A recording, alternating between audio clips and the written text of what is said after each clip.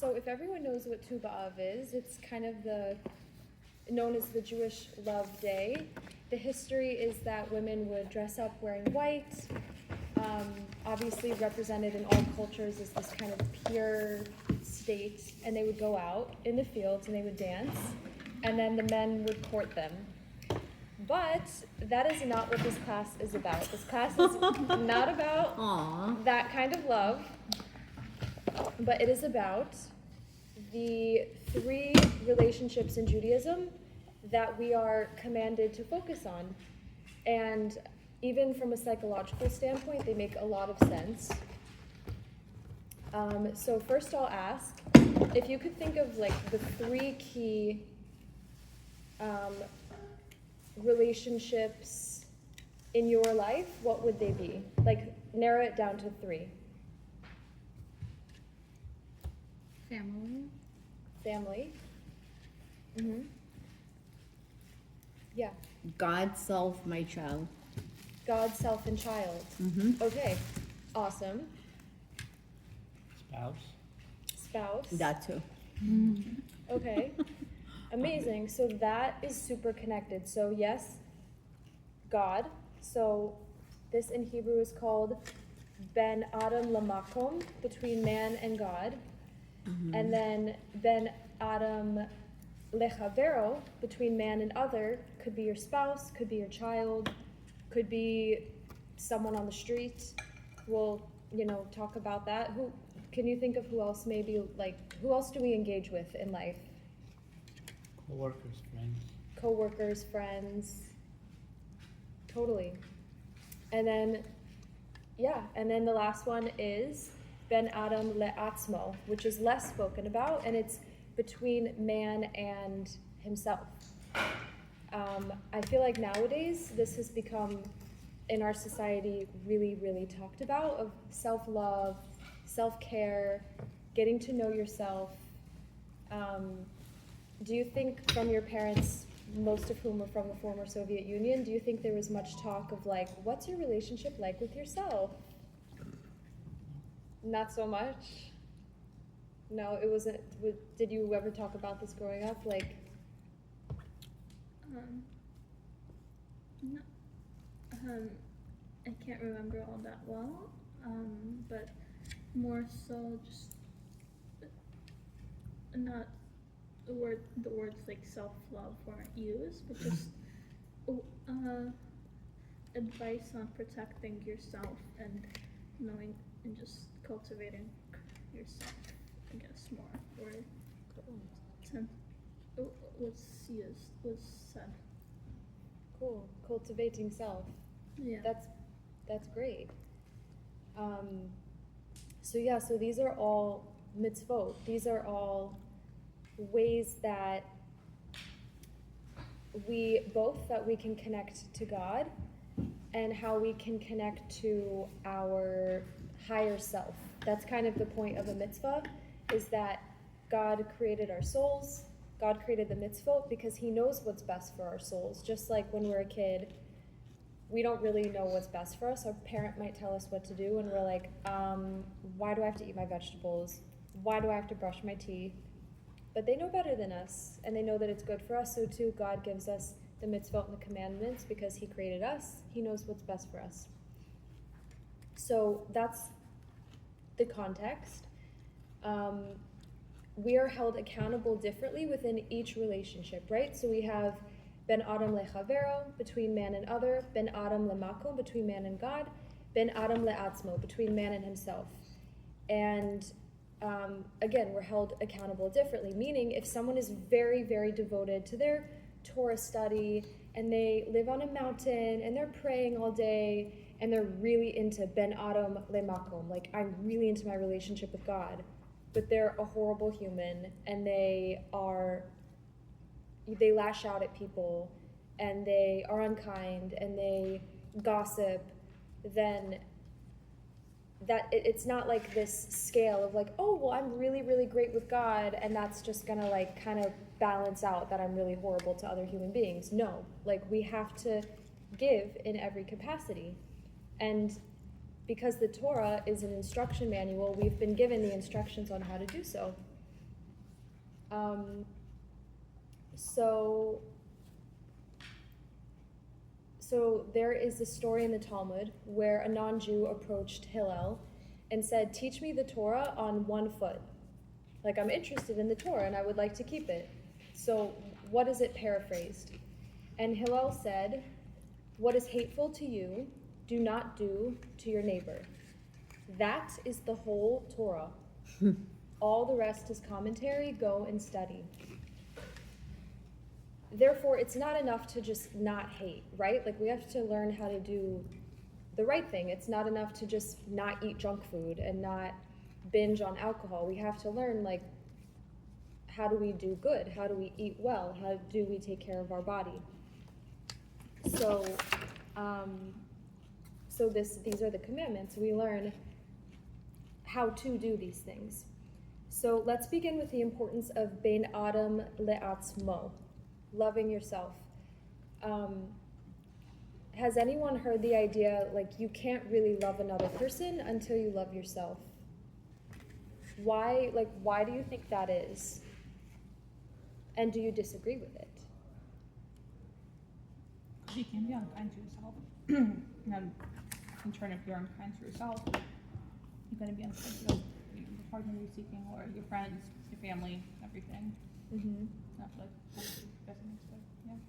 Yes. You have to start with yourself. Yes. Right. So Proverbs, or Mishlei, which was written by Shlomo HaMelech, King Shlomo, says, "As water reflects the face, so the heart reflects the true man." Meaning, if a person is feeling impatient with themselves, they will feel impatient with others. If a person has super high expectations on him or herself, they will have super high expectations on others. So too, what we see in others should be a lesson to us. If we see something in another person that really bugs us, it's not random. We need to take it as a lesson of, okay, I'm noticing this. Perhaps I have this in myself. Because there's an idea that we wouldn't notice it unless it kind of struck a chord. Sometimes, like, Yeah. I don't know. I feel like sometimes there are certain things that people do that are just objectively annoying. But, like, you wouldn't necessarily, like, you would never do this thing as the Mhm. person does, as whatever. But I wouldn't say that, like, this is specifically, like, is a reflection of me either. Mm. I know it's probably not, maybe it is, some capacity, but Like if you see someone kick a dog and you're like, that was wrong. yeah. And it's not because I would ever do that. Yeah. Mhm. So yeah, there are also objective rights and wrongs. Okay, so therefore, to really, like, especially for people who are dating, I'm sure that's like a part of why people were interested in this class. We have to be good with ourselves before we can be good with others. And it's a work in progress. We can never be perfect. You can't, like, wait until you're perfect and have all these great, amazing character traits and you're totally patient and you're totally generous until you start dating. But to be pretty good with yourself, the more love we have of ourselves, truly, the more love we can have for others. And, like, do you feel this way as a mom, of, like, how you're feeling towards yourself that day is how, in some way, you feel towards your children or your students? Me specifically? Yeah.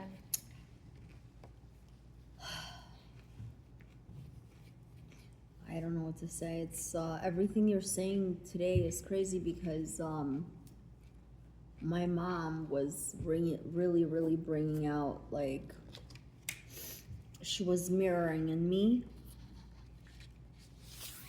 like she was irritating me with that victim mentality, and I can't handle it. When she does it, I just want to leave. And I was made to be aware that whatever it is that is happening, it's because that she is showing me what's inside of me. Like, she wants someone to say, oh, you poor thing, whatever. Like, I need that too. and I don't have anyone to get that from, I guess. And like maybe, except I don't like walk around and just cry to random people. But not that I'm random to her, but it's a trigger for me when she does it. So it's crazy that you're saying this all right today, because this like literally just happened. And there's definite an exception with my daughter. I really truly like love her unconditionally. And for me, I can't understand my mom. Like, not about this mirroring, but like my mom's love is conditional to me, whereas my love to my daughter is unconditional. So So we're gonna talk about that, because a lot with Ben Adam, I mean, really love of ourselves. A lot of us have been taught a very conditional love from our parents, from society, maybe even in certain partnerships, but very much from society, of being like, you need to look better, you need to be better in your career, you need to buy this, you need to have this kind of car, and until you do so, then like you're not really worthy of X, Y, or Z. right. But we have to know the truth of God loving us unconditionally, and we need to relearn. Hi. Hi. What's your name? Rachamim. Rachamim? Yeah. Cool. Nice to meet you. Nice to meet you. To everybody. No, they're very happy to see you. If you'd like some food, please. I'm a Yeah. little shy right now. Give me a minute. Here, if you want to put your name and number. So we have to relearn this, because we also, again, like, I've heard from many people with Soviet backgrounds and their parents, it's not conditional love, but it's like, you can do this. I gave you this life in America. Like show that you can be successful, and don't fail me, and which totally makes sense. That's like the reality for so many immigrant parents. But it's very important to relearn that, like, you're good. Like, you're just good as you are.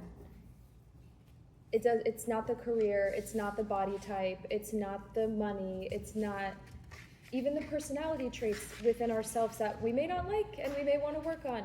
Cool, you're still inherently good. And this is a huge aspect that Judaism teaches, is that you are born good. Like, you have a pure soul, you have a good soul, and maybe along the way, like, you get kind of dirty, maybe you made some mistakes, maybe you like, cheated someone, but you're good. And, like, we have the ability to clean off that yucky stuff. And we're going to talk about that actually with Yom Kippur, because there's an amazing piece in the Gemara that speaks about Yom Kippur and us asking forgiveness from God, but that doesn't cover if we need to ask forgiveness from another human being. Like, if we've wronged another human being, you don't get to go to God and be like, oh, I stole $10,000 from this person, or I spoke so much slander on this person and I ruined her reputation. Like, fine, okay, so you feel guilty, that's great, but are you making amends? Like, are you working on that relationship and taking accountability, which is really hard.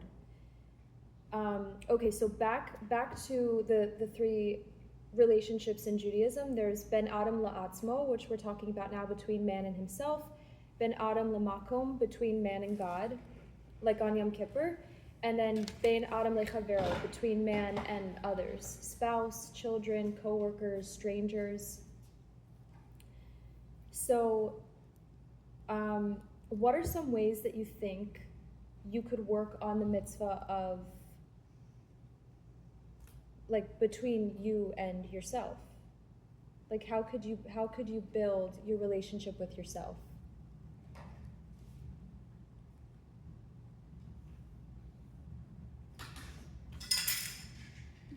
Take yourself out to somewhere you want to go. Talk to yourself. Take yourself out on a date, I guess. Yes, treat yourself. Also be real with yourself. Yes. Like, just don't deny the truth. Like, just be in reality. Because once you come into reality, you can actually fix your problems or things that you're denying and you don't want to face in life.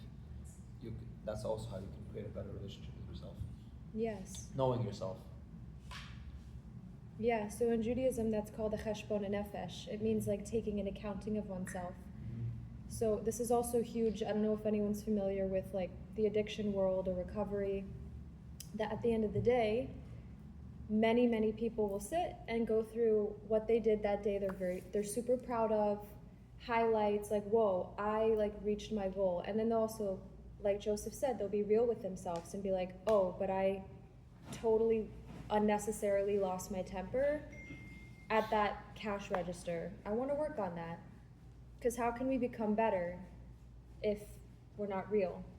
So again, this is a mitzvah. So by doing this, we're basically a mitzvah. You're gaining reward in this world, and also having a Jewish soul. You're elevating your world to come in a very simple sense. They're like points. Every mitzvah is like another point in your merit when you die. So physical self-care. If you go to the gym, that's a mitzvah of bein adam la'atzmo. You are taking care of yourself. You're going to the gym. That's a mitzvah. You're going to therapy. That's a mitzvah. You're taking care of yourself. You're listening to affirmations. Yeah, affirmations. You're taking care of yourself. You're building yourself up. Working on your character traits, being real with yourself. That's a mitzvah. And like Joseph said, being true to yourself, also being true to your needs, your aspirations. Now, in truth, by loving yourself, you're very deeply loving God, because we learn in Chassidus that, I mean, even literally in the first book of the Torah, if I'm not mistaken, it says God blew into man, like into his nostrils, exactly. A part of himself, this soul, like neshima is breath, so also high self-care and like the mitzvah of loving yourself. Breathe, and you're getting back in touch with your soul. It's so important to breathe. So when you're loving yourself, you're also loving God in a sense. You're like, wow, I was given this soul. Thank you, God. I won't go down that rabbit hole, but there are things in society that are okay, and people are like, oh, well, I have the choice to do this. I can do what I want. It's my life. Where according to Judaism, it's like, actually, like, no, God gave you this life. Like, you can't just do whatever you want. Like, this life was given to you. This soul was given to you. Be kind to it. This body was given to you. Be kind to it. Take care of it. Thus, by coming closer to ourselves, loving ourselves, we are truly saying, thank you, God, for making me this way. By loving myself, I can, in fact, come closer to loving you. Even the pieces in myself that I don't like so much, that I'm like maybe ashamed of, or I'm like, oh my God, I would not want anyone to know this. Okay, but God made me this way, and it's not random, and I need to figure it out. We have time. Like, you know, we're all young. We have time to work on these traits. Okay, so please share now, if you could, why do you believe this, like, this truth that we can love ourselves unconditionally is so hard in our day and age? Honestly, compare yourself to other people. Comparison. Expectations of other people. Expectations from other people. Yes. That can turn Hi. into, expectations of your own self. Yes. And Oh my being gosh. perceived in certain ways, again, external expectations. Yes. Yeah. Okay, welcome. Do you guys believe, and how do you believe, if you do, that the world, like, tells you to be something different than you already are, and that makes you feel like oh, like who I am is wrong, or like what I am it needs to be changed. Like, do you feel that sense from society at all? Advertisements, yeah. Yeah, for me, sometimes it's like social media, even though I don't consume like they're like self-help social media, but like let's say a woman is telling me her opinion about whatever it is, and then I will like think, oh well, that makes sense, and then I'm like, ooh, well, let me apply it in my life, and I try, and then I'm like thinking, okay, is this my opinion or is this someone else's opinion? Like, I want what I truly believe is good for my soul, but it made sense at the time when she said it, but when I try to apply it, it's like, and listening to a lot of these, you start to like question not your sanity, of course, but like your core beliefs. Like, what are they? Are they mine or are they society's? Can Are they anyone my mom's or are relate they to this? whose are they? Like Instagram, Facebook, like can anyone relate to like, or like gym motivation or whatever it is? Like, do I agree with this? Like, do I believe this, or am I just kind of being sold this? Like, I feel that. Mm-hmm. All of us. So again, back to the thing of neshima being breath and neshama being soul, you can hear yourself and you can like get back in touch with yourself, and it's really important to in our world, and that's a mitzvah. That is the mitzvah of ben Adam la'atzmo, between man and himself. Okay, so now go to the next two. Does anyone remember what the other two were? So that was between man and self, or woman and self. Do you remember what the other two were? I don't know if I don't know. Between man and others, and גם למקום. between man and God, exactly. So very interestingly, the 10 Commandments are split between these two forms, between man and God and man and others. So like we said, the first step is loving yourself. There's an idea that even before a person comes to Torah, even before, a person comes to these classes, they need to be a generally good person. They need to feel good with themselves.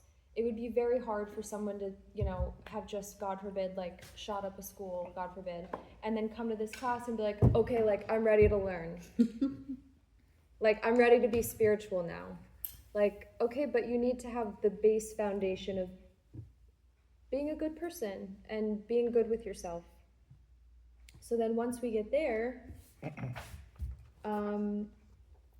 believing that what we've done wrong is mostly fixable, thus the concept of teshuvah in Judaism, that it's not repentance of like in other religions of like self-flagellation of like, I'm so bad.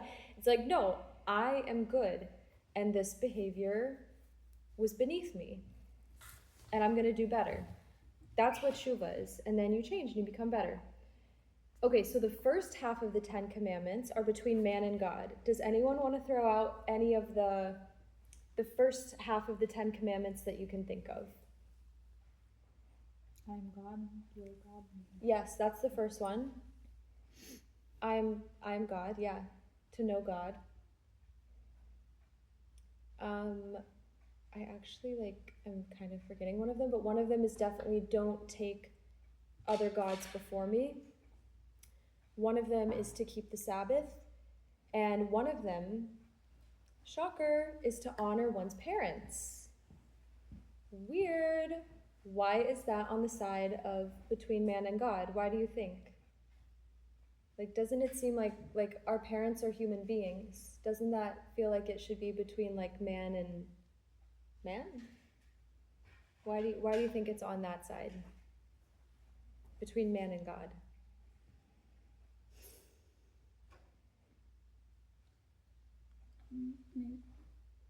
God may have created the world and created human beings, but our parents created us. Exactly. So we can't, if we can't respect our parents, we can't respect God. Bingo.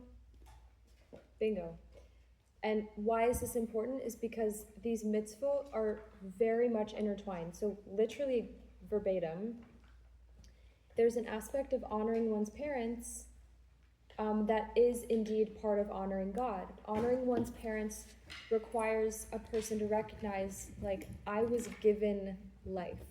I came from something other than myself. And I can appreciate that. I may not agree with everything they say, and sometimes I may not even like them, but they gave me life at the end of the day.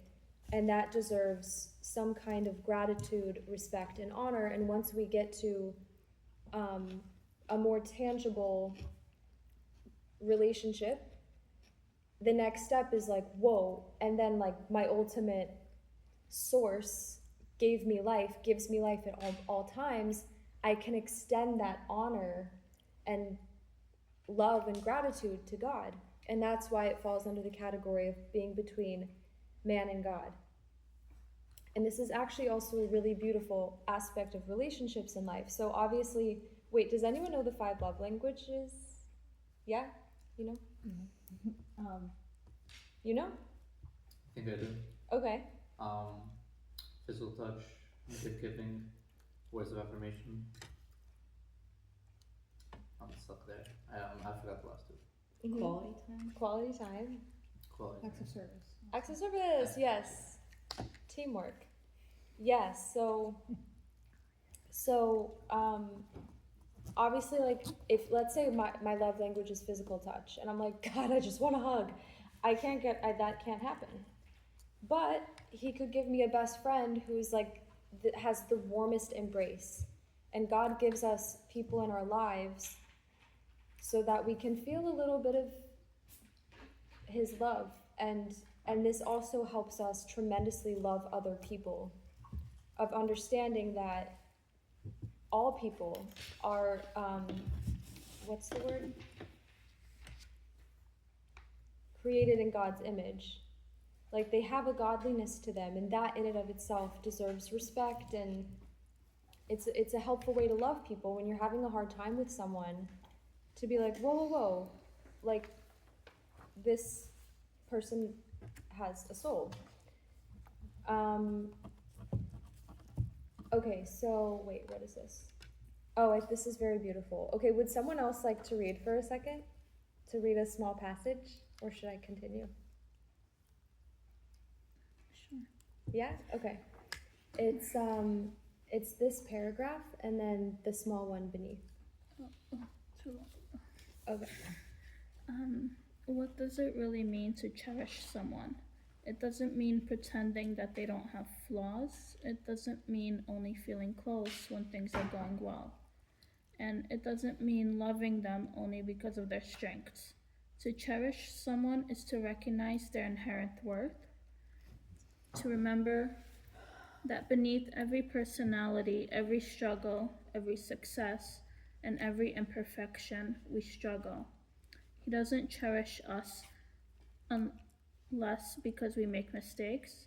His love isn't dependent on our performance.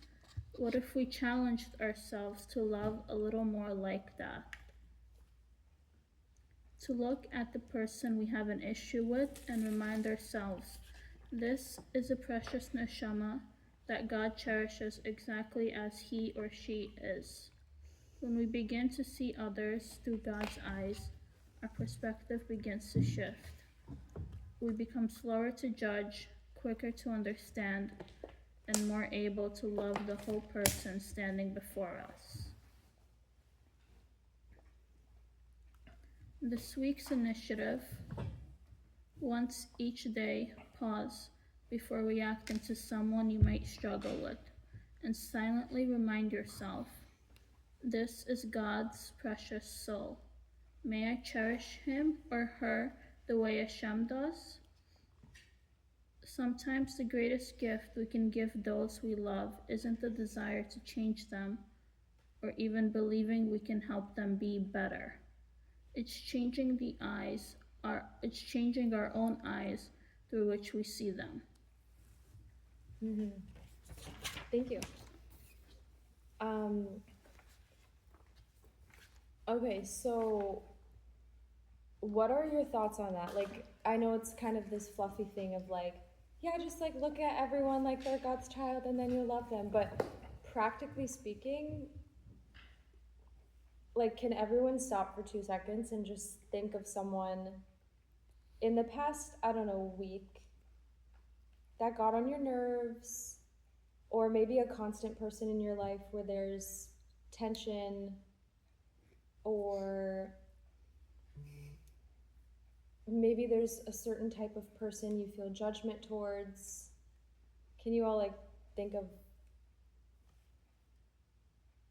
a specific person or an archetype, like a type of person? Yeah. My mother, and I struggle with this. I want to see her as God's person and whatever, but the problem is that she keeps mistreating me over and over, and like I have to make a decision. Okay, well, how much am I gonna take this, and how much can I protect myself? Or like it's hard to change your view. I mean, I'm trying so hard to like not be triggered by her. I'm doing all kinds of work beyond like what you could imagine. It's tremendous, and I'm still struggling with it because I don't want her to die and us not have a good relationship. But I can't force her to. I don't even want her to be a good mom. I just want her to stop hating me so much. You know what I mean? Yes. It's like, I guess she's hating really herself, right? Like she's hating me, but Well, you know the saying. I don't they know say- how to like let it go. Okay, 2 things. First of all, there's a saying, hurt people hurt people. So if someone's like being a hater, we had this whole class on anti-Semitism, like why they gotta be hating. Hurt people, and you can have the knowledge of that and even perhaps compassion, but we go back to the first mitzvah of between man and self, loving yourself. And if something's abusive, like we don't have to tolerate it because like we love ourselves, and if we need to protect ourselves, then you know, maybe it's a parent, maybe it's a sibling, maybe but yeah, to have a trusted therapist or advisor to be like, okay, this isn't just an annoying person in my life who like chews their food too loud and like whatever, I need to get over my own thing, it's not their fault. Maybe it is them, and like you need to appropriately distance yourself. So to have a professional decipher that is really important. Well, I mean, I take my distance and then I resume again and then see where we're at.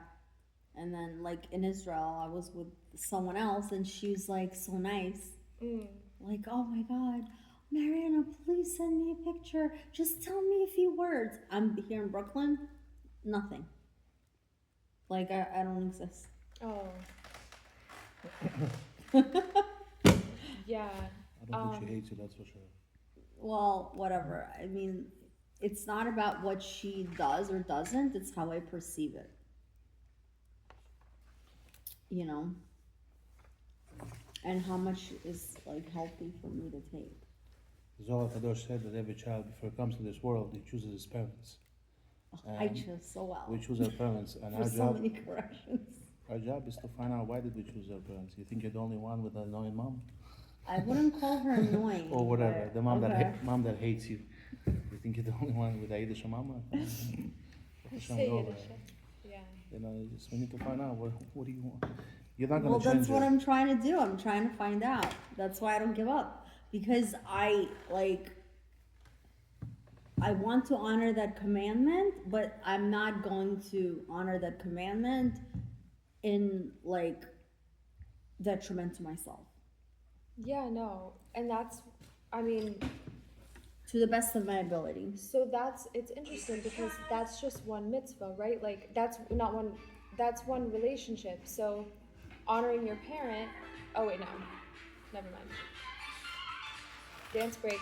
Sorry, it's No, that's my okay. Torah mate. No, it's good. It's good to break it up. That was your mom. Trust me, I was like, that would be so funny if it was my mom. No, that's it, boy. I know, but I hope she lives to 120. Amen. And then you heal. Also, it's a thing, like, the Radak has a commentary on Yechezkel that says there are 3 signs of Mashiach coming, and one of them is this stark difference between man and woman, meaning like confusion between man and woman, which we're totally seeing in our generation. The second is confusion between good and bad, right and wrong, really like avera or mitzvah, good deed, and this distance between child and parent. That our generation, or I believe that we're in the Messianic generation, but we'll feel tremendous distance from our parents. Like, maybe not in such an extreme way. You could just be feeling it in a very, very extreme spiritual way. Others, it could be like returning to Judaism, and your parents are like, what the hell are you doing? Like, I've heard that a lot, yeah. yeah, like, just... Okay, so back to Ben Adam lechavero, mitzvot between man and others. Obviously, this is the other side of the 10 Commandments. So can anyone think off the top of their heads what the other 5 are? That would have to do with like other human beings. Don't do to another person, right? Yeah, You want it to be done to you.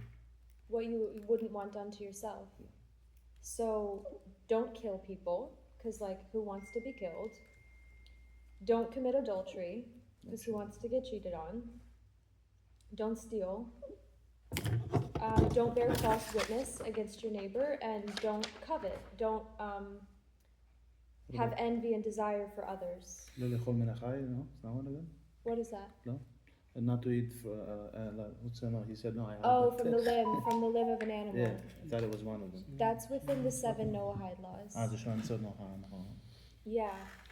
So basically actions matter, and love is an action word. Love isn't like, I love you, like, okay, so what does that mean? If you have a boyfriend or a girlfriend and they never take you out to eat, they don't get you a birthday gift on your birthday, or even like your parents, they don't pick up the phone and call you ever. They just say, but I love you, I love you, I love you. Okay, but you don't show me that you love me, right? So there's actually really deep Jewish wisdom to this. Does anyone know the Hebrew word for love? Ahava. Yes. Do you know what a shorish is in a Hebrew word? Like a shorish? Shorish, yes. Like the root of the word. Okay. So do you know what the root of ahava is? No. It's hav. Do you know what hav is in Hebrew? No. Does anyone? I don't know. Hav means to give. So from the shorish of Hebrew words, we learn, wait, what? Not quite. No, I'm saying it's an Aramaic, not Hebrew. Is it? How? Hav. Is that right? So we learn from this that the action of giving brings us to love someone. I want to play this little video for you guys quickly. So brilliant. Because hi, we're in a relationship class. I know we're all kind of like, okay, new, where's the... Okay, so I hope you can all hear this. The other day I sat across from an older gentleman who I overheard had been married for over 60 years. And so I quickly approached him and I said, so tell me, what's the secret to staying married to the same person for 60 years? He looked at me, he smiled, and he said, young man, you don't stay married to the same woman for 60 years. I laughed. What do you mean? Of course you do. He shook his head. No, you truly don't. He said, you see, the woman that I married at 22, she's gone. She became a mother. Life wounded her. Joy softened her. Loss deepened her. He said, every season introduced me to a woman that I had never met before. Then he pointed to himself. And the young man that she married, well, he disappeared too. He said fatherhood changed me, failure changed me, success changed me, grief changed me, but ultimately, God changed me. And so I sat there thinking about everything that he had just said. So then I asked, so what's the secret? How do you stay married when both people keep changing? He leaned toward me and he said, you see, most people think marriage is about finding the right person. It isn't. Marriage is learning to fall in love with the same soul through 1,000 different versions. Oh, wait. We were married for 60 years because we never stopped getting to know each other. He stood up, took a few steps, then turned back toward me, and he said, the day that you think you already know your spouse, that's the day that you stop pursuing them. Marriage doesn't survive because two people stay the same. Well, hold on. Marriage survives because they keep discovering who the other is becoming. And so I watched him walk away and I realized something that was powerful and profound. The strongest marriages aren't built by people who found the perfect person. They're built by people who never stopped becoming students of the person that they promised to love. Because love isn't the reward for knowing someone completely. Love is having the humility to admit that there's still more of you for me to discover. Why did I bring that up? Oh, right. Okay. Because,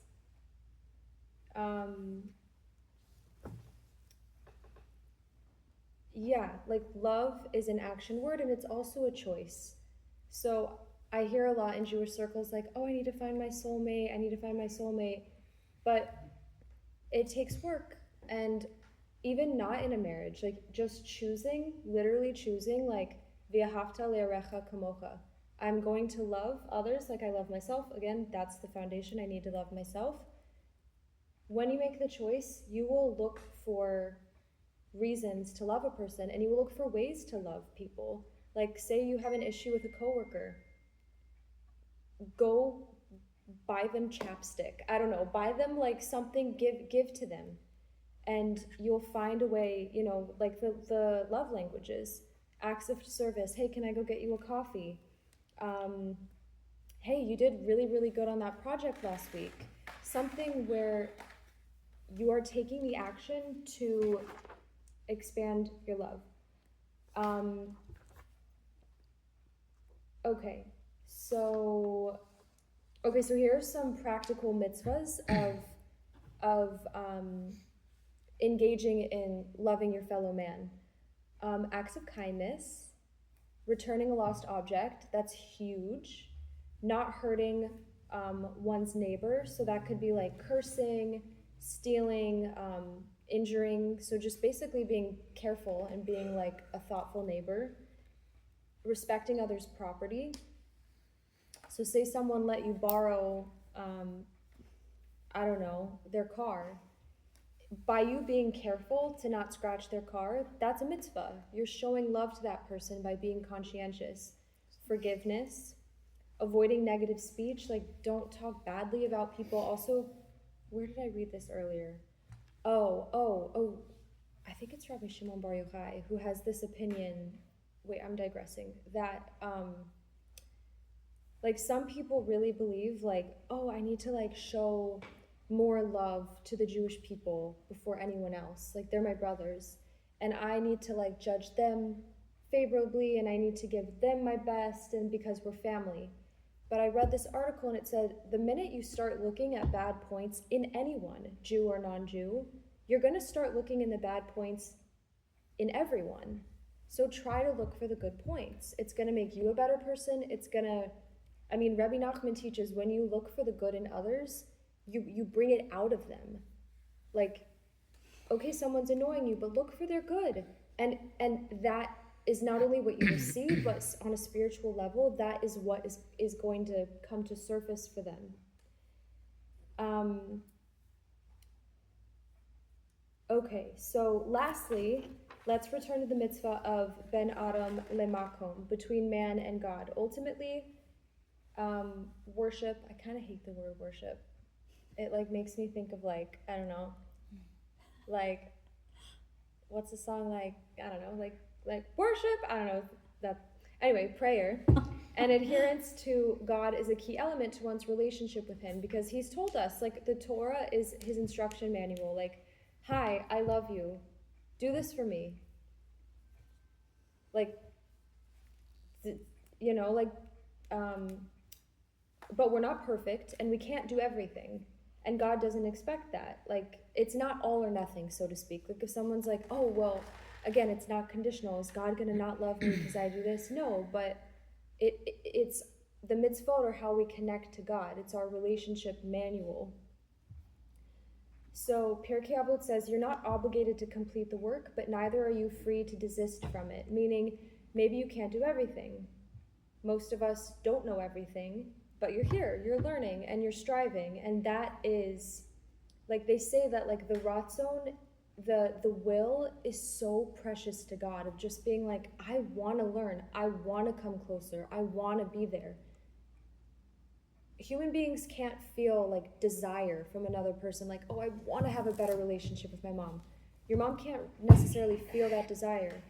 A man towards a woman, she can't feel the extent of his desire, but God knows our heart. So the extent to which we desire Him, like, I want to come close, I want to be better, He feels that, and it's so precious to Him. So it's amazing to do things you're connected to. If you're connected to learning, keep learning. If you're connected to Shabbat because the food's amazing, keep engaging in Shabbat. There's even an opinion with Ben Adam Lamakom, between man and God, that our souls, just like you said, chose our parents. Our souls also very much know what we need to rectify and work on. So much so that there are many things that we feel resistance to. And it's like, ooh, I really don't want to pray. Like, praying is really awkward. Or like, I really don't want to do X, Y, or Z. And if we feel super, super resistant to doing something, but we know it's a commandment, we know it's good for us, we know God told us to do it, we learn that it's the Yetzer Hara, it's the evil inclination trying to keep us away. So don't force yourself if it's gonna like make you throw up and you're like, oh, I hate it so much. But if there's a struggle, like, hi, I also don't want to go to the gym, but it's good for me, and I know it's good for me, and we have to know that the commandments are also good for us. And I just met a girl over Shabbat who's a bodybuilder. She's like, you think I go to the gym because I'm motivated? She's like, if I had to do it based on motivation, I'd never go to the gym. Just like brushing our teeth. We're not like motivated to brush our teeth, but we have the knowledge that it's good for us. We don't want our teeth to fall out at the age of 45. So we brush our teeth. So too, and how do we have this knowledge? I don't know, but we have to keep coming to classes and have the knowledge that God loves us, and God created us, and God created the mitzvot in the Torah because He knows what's good for us. And that's enough for us to do them and have a relationship with Him.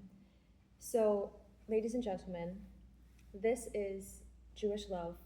Relationships take knowledge, effort, and energy. This is how we come to love. Falling in love, no offense, is foolish and unnecessary. Like, if you're falling into anything, like, oops, it was a mistake, I fell into a ditch. Why do we need to fall in love? Come into love thoughtfully, responsibly, and knowing what you're looking for. When it comes to dating, be smart. Think of your deal breakers. Find a mentor to be real with you. You may not like what you hear, but if they love and respect you, they will be honest with you. Shlomo Melech in Proverbs also said, the wise one loves rebuke, while the fool avoids it. So if you really want someone to be real with you, it might sting a little. But if you really believe they love you and they're like, yeah, you want to get married, you need to be a little less selfish. Thank you. I want to get married to a good person. Thank you for giving me that feedback. We should all have such a person in our lives. Work on loving yourself. Invest in yourself. God's timing is perfect. And if you haven't found the one yet, know that right now you are the one to give to. You're the one to, seriously, you're the one to invest in, and you're the one to focus on and build, and it's powerful. You literally attract. It's very real. What? Why is it funny? Because it's silly. It's not funny at all. Oh. No, I'm laughing at something else. What? No. Continue. Really? Okay. Okay, so, yeah, it's very cheesy, but engage in the mitzvot to help others, volunteer, give charity, visit the sick, like smile at a person. Guess what? Smiling is a mitzvah because, like, it's an act of kindness. You're making someone happy. Getting on the bus, like making eye contact with the driver. How's your day been? That's a mitzvah. That's an act of kindness. Making a person feel seen and respected. And of course, invest in your love life with God. I promise you will not regret it. That's all.